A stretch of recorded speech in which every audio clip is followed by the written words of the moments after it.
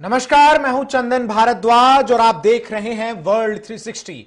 World 360 में आज चीन की कम्युनिस्ट पार्टी पर हम आपके लिए विश्लेषण लेकर आए हैं। आज हम आपको बताएंगे कि कैसे चीन की कम्युनिस्ट पार्टी की स्थापना हुई, कैसे कम्युनिस्ट पार्टी ने चीन में अपनी जड़ों को समय के साथ बढ़ाया, कैसे माओ त्से तुंग ने चीन को दुनिया का सबसे शक्तिशाली मुल्क बनाने का ख्वाब देखा, जिसे आज चीन के राष्ट्रपति शी जिनपिंग पूरा कर रहे हैं। शी जिनपिंग कैसे चीन की राजनीति में एक ऐसा चेहरा बने जो आज के समय में चीन को दुनिया के नक्शे पर सबसे ऊपर लाने में लगा हुआ है।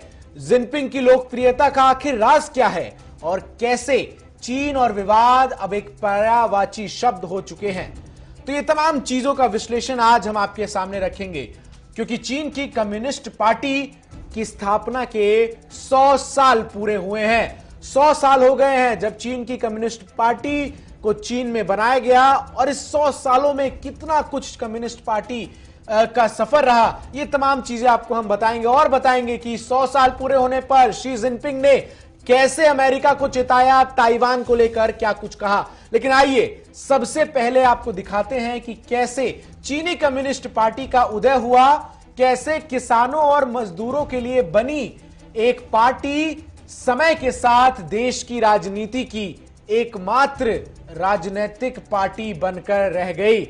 आखिर कैसे उदय हुआ चीन की कम्युनिस्ट पार्टी का, आइए जरा आपको ग्राफिक्स के माध्यम से सबसे पहले समझाते हैं। क्योंकि चीन के कम्युनिस्ट पार्टी के उदय होने की कहानी जो है वो कमोबेश उसी समय है जब भारत अपनी आजादी की जो जंग है वो लड़ता हुआ नजर आ रहा था। 1981 में कम्युनिस्ट पार्टी की स्थापना हुई। साल 1981 में कम्युनिस्ट पार्टी की स्थापना हुई। सोवियत यूनियन की कम्युनिस्ट पार्टी की मदद से संघाई में चीन की कम्युनिस्ट पार्टी ने अपनी पहली कांग्रेस का आयोजन किया, यानी पहली सम्मेलन का। इसका आयोजन ऐसे कठिन समय पर हुआ जब देश में एक दशक पहले ही 2000 साल के वंशवादी शासन का अंत हुआ था।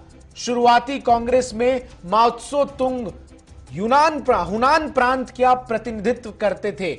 वे आगे चलकर 1935 में चीन की रेड आर्मी के कमांडर बने और फिर 1949 में वो पीपल्स रिपब्लिक ऑफ चाइना के संस्थापक नेता भी बने। माओ त्से तुंग वो नाम जिसने चीन के आज के स्वरूप की परिकल्पना आज से 100 साल पहले की थी। कितना बड़ा है ये नाम, ये भी हम आपको बताएंगे। लेकिन अपनी स्थापना के साथ ही चीनी कम्युनिस्ट पार्टी ने चीन में अपने विस्तार पर काम करना शुरू कर दिया था, और यही वजह रही कि पार्टी का तेजी से विस्तार होता गया। क्या है चीनी कम्युनिस्ट पार्टी के विस्तार की कहानी? सीसीपी के कौन कौन मेंबर्स हैं, आज के समय में कितने लोग चीन की इस कम्युनिस्ट पार्टी से जुड़े हुए हैं, आइए जरा अब आपको हम ये भी दिखा देते हैं। दरअसल सीसीपी में इस वक्त 9.5 करोड़ सदस्य हैं, यानी 9.5 करोड़ सदस्यों की संख्या इस वक्त वर्तमान में सीसीपी में है। चीन की आबादी का 6.7% हिस्सा जो है वो इस कम्युनिस्ट पार्टी का मेंबर है। इसके अलावा शुरुआत, जैसा कि मैंने आपको पहले बताया, किसानों और मजदूरों के की आवाजों को उठाने के लिए एक दल के तौर पर इसकी हुई। लेकिन 1982 में इसने किसान और मजदूरों के अतिरिक्त चीन के विश्वविद्यालयों के छात्रों पर भी अपने जो विचार हैं उनका प्रभाव डालना शुरू किया। 2002 में जो तमाम निजी व्यवसायिक थे उन सभी का भी इस पार्टी ने अपनी तरफ स्वागत किया। चीन की इस कम्युनिस्ट पार्टी में पुरुषों का दबदबा साफ तौर पर देखा जा सकता है। चीन की इस कम्युनिस्ट पार्टी में ज्यादातर जो सदस्य हैं वो पुरुष हैं। महिला केवल 28.8% सदस्य हैं। तो कुल 9.7% सदस्यों में से केवल 28.7% सदस्य महिलाएं हैं। पार्टी के शीर्ष नेतृत्व के सभी 7 सदस्य जो हैं वो पुरुष हैं चीन की इस कम्युनिस्ट पार्टी के।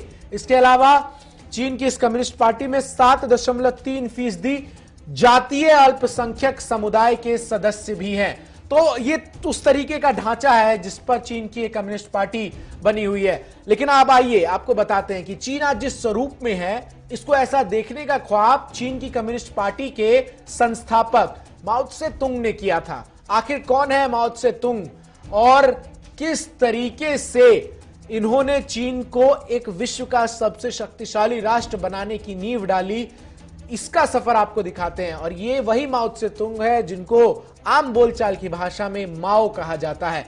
तो किस तरीके से माओ त्से तुंग का सफर रहा है जरा आपको बताते हैं। दरअसल 26 दिसंबर 1893 को यूनान प्रांत के शाओशान कस्बे में जन्म लिए माओ को दुनिया के सबसे प्रभावशाली व्यक्तियों में से एक उस दौर के कहा जाता था।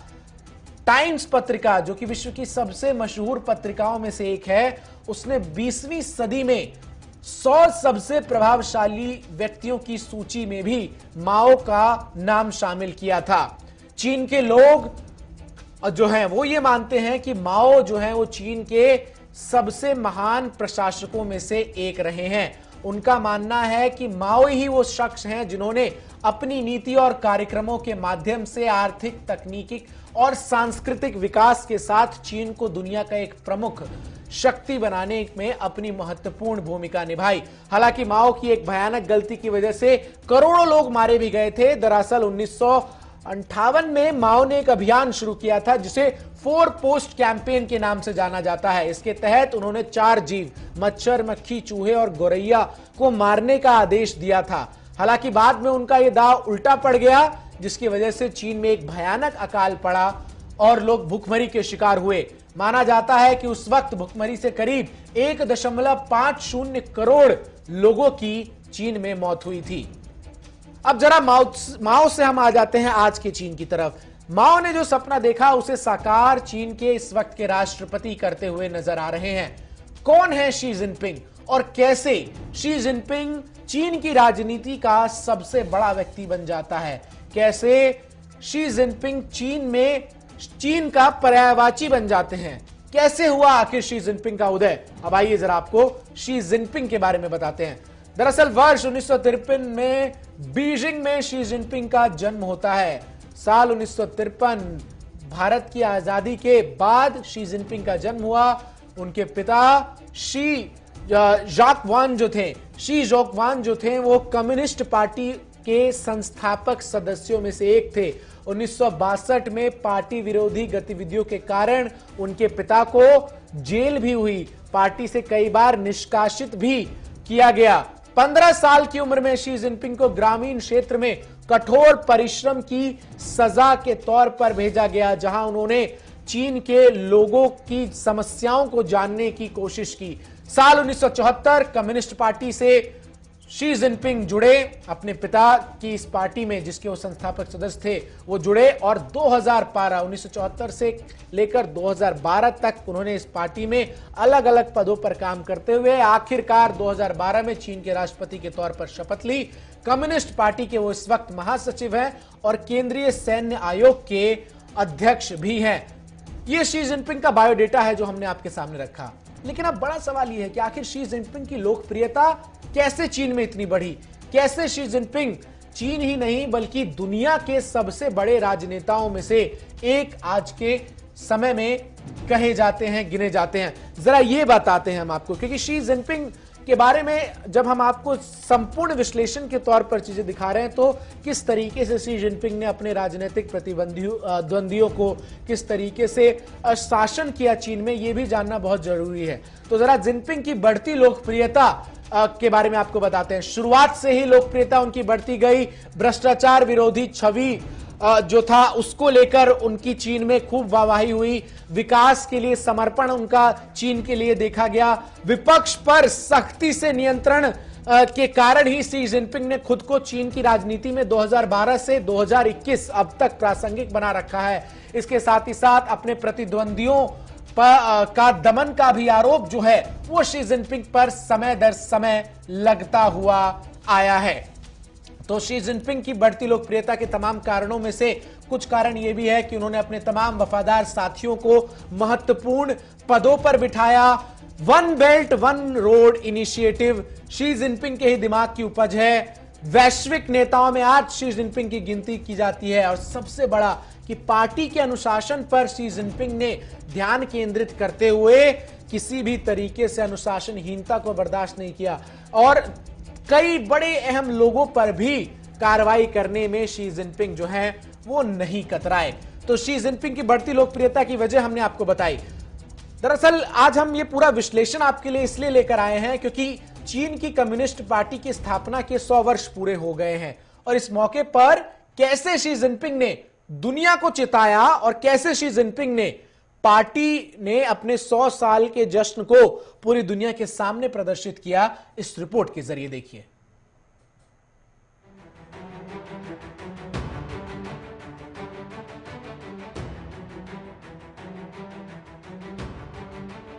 चीन की सत्तारूढ़ चाइनीज कम्युनिस्ट पार्टी ने अपनी स्थापना के शताब्दी समारोह के अवसर पर थियोआनमन चौराहे पर एक बड़ा शक्ति प्रदर्शन किया और इस मौके पर चीन के राष्ट्रपति शी जिनपिंग ने चेतावनी भरे अंदाज में कहा कि चीन पर धौंस जमाने की कोशिश कर रही किसी भी विदेशी ताकत को चीन की 1.4 अरब से अधिक आबादी की ग्रेट वॉल ऑफ स्टील का सामना करना होगा। शी ने समारोह को थियोआनमन चौक की बालकनी से संबोधित किया। पीपल्स रिपब्लिक ऑफ चाइना के संस्थापक माओ त्से-तुंग की एक विशाल तस्वीर भी उस जगह लगी थी जहां से जिनपिंग ने देश को संबोधित किया। इस दौरान शी ने यह भी कहा कि ताइवान को चीन की मुख्य भूमिका के साथ जोड़ना सत्ताधारी पार्टी का ऐतिहासिक लक्ष्य है। सीपीसी के महासचिव और केंद्रीय सैन्य आयोग के अध्यक्ष शी ने जाहिर तौर पर अमेरिका पर निशाना साधते हुए कहा कि किसी भी विदेशी ताकत को चीन पर धौंस नहीं जमाने दिया जाएगा। चीन ने अमेरिका पर बार बार उसके शांतिपूर्ण उदय में अड़चन डालने का आरोप लगाया है। अमेरिका के पूर्व राष्ट्रपति डोनाल्ड ट्रंप और मौजूदा राष्ट्रपति जो बाइडेन दोनों ने चीन के खिलाफ कड़ी नीति अपनाई है। व्यापार से लेकर मानवाधिकारों के मुद्दे तक और कोविड-19 से चीन के शहर वुहान में पहली बार सामने आने का दावा करने तक अमेरिका ने कई मामलों पर चीन को निशाना बनाया है।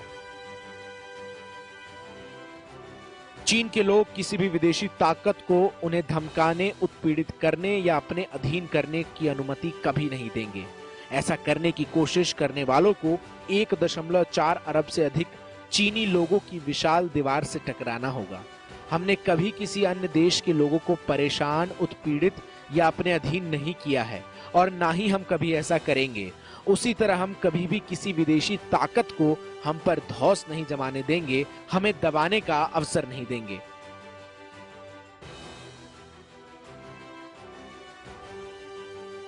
स्कूली बच्चों के अलावा पार्टी के कार्यकर्ता, सैन्य अधिकारी सहित 70,000 से अधिक लोग उनके भाषण के दौरान पूरे जोश के साथ शी जिनपिंग का समर्थन करते हुए दिखे। समारोह की शुरुआत हेलीकॉप्टर और अत्याधुनिक विमानों द्वारा फ्लाई पास्ट से हुई। फ्लाई पास्ट में लगभग 71 विमानों ने भाग लिया, जिसमें चीन के सबसे आधुनिक J-20 स्टील्थ लड़ाकू विमान, हेलीकॉप्टर, लड़ाकू विमान ट्रेनर और अन्य शामिल हुए।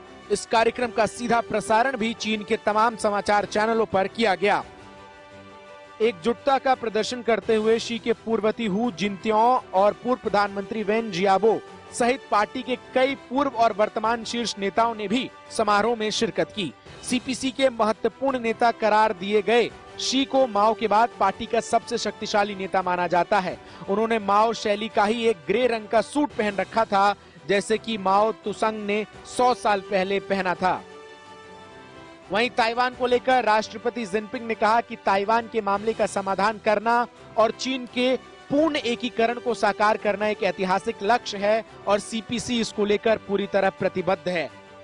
चीन के लिए सीपीसी के महत्व पर प्रकाश डालते हुए शी ने कहा कि इसे चीन के लोगों से अलग करने का भी प्रयास असफल ही होगा। उन्होंने कहा कि पार्टी के 9.5 करोड़ से अधिक सदस्य और चीन के 1.4 अरब से अधिक लोग ऐसा कभी नहीं होने देंगे। शी ने इस बात पर जोर दिया कि सेना को पार्टी के नेतृत्व में काम करना चाहिए। उन्होंने कहा कि पीपल्स लिबरेशन आर्मी देश की रक्षा तथा राष्ट्रीय गरिमा की रक्षा के लिए एक मजबूत स्तंभ है और क्षेत्रीय तथा विश्व शांति की रक्षा का एक प्रबल दावेदार है। चीनी राष्ट्रपति ने जाहिर तौर पर अपने संबोधन से देश को विश्वास दिलाने की कोशिश की कि उनके नेतृत्व में चीन दुनिया की सबसे बड़ी महाशक्ति बनकर उभरेगा और इसके लिए वो कुछ भी करने के लिए हमेशा तैयार है। मेरे साथ कर्नल टीपी त्यागी जी जुड़ रहे हैं वर्ल्ड 360 के आज इस चीन के कम्युनिस्ट पार्टी के 100 साल पूरे होने पर हमारे इस विश्लेषण में। त्यागी जी बहुत बहुत शुक्रिया आपका हमें समय देने के लिए।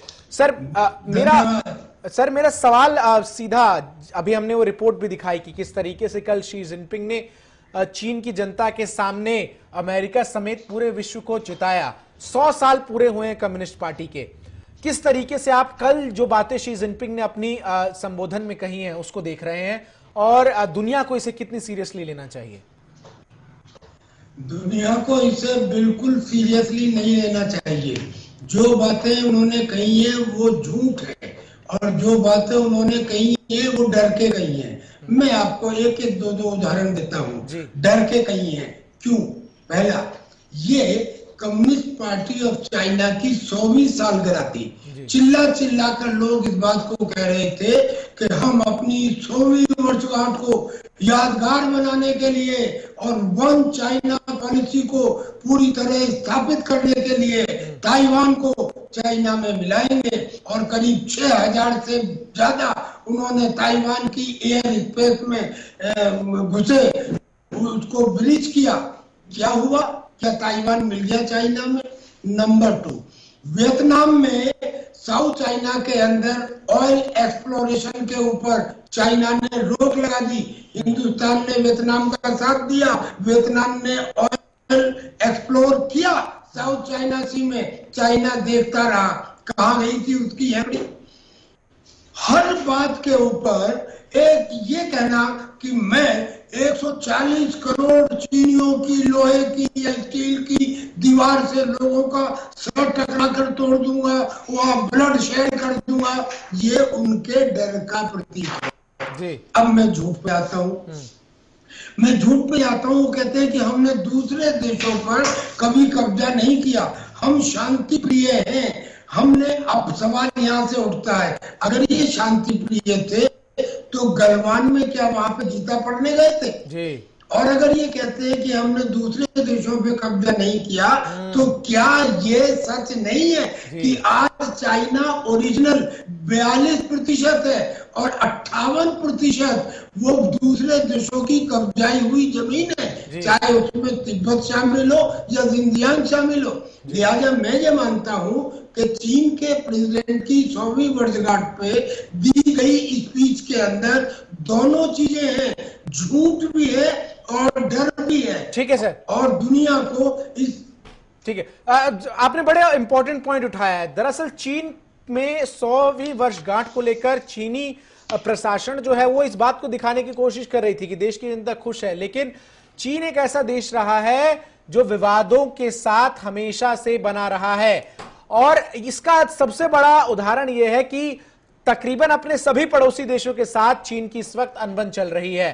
और आइए जरा आपको दिखाते हैं कि कैसे चीन की इस कम्युनिस्ट पार्टी से चीन के लोगों के साथ साथ पूरी दुनिया परेशान है, और कैसे विवाद और चीन दो चोली दामन हो चुके हैं। विवाद और चीन में देखिए, सबसे पहले 1948 में आजाद देश तो चीन बना, लेकिन कई पाबंदियां अभी भी चीन में हैं। मजदूरों का शोषण हो रहा है, उइगर मुसलमानों का उत्पीड़न हो रहा है, दलाई लामा के निर्वासित करने का तकमा चीन के ऊपर लगा हुआ है। देश में इंटरनेट फ्रीडम नाम की चीज नहीं है। तमाम जो सोशल नेटवर्किंग साइट्स हैं जैसे फेसबुक, ट्विटर, इंस्टाग्राम, ये सब प्रतिबंधित हैं। मौत की सजा देने में चीन अव्वल नंबर पर है। भारत समेत सभी पड़ोसी देशों के साथ चीन का सीमा विवाद है, और कोरोना महामारी को फैलाने का आरोप भी चीन पर लग रहा है। टीपी त्यागी जी, 100 सालों में चीन की इस कम्युनिस्ट पार्टी ने जिस तरीके से खुद को सत्ता पर काबिज किया और चाइना को एक वन पार्टी सिस्टम बना दिया, चाइना के लोग भी काफी हद तक इस पूरी चीज से बहुत एक तरीके से दबे हुए नजर आते हैं।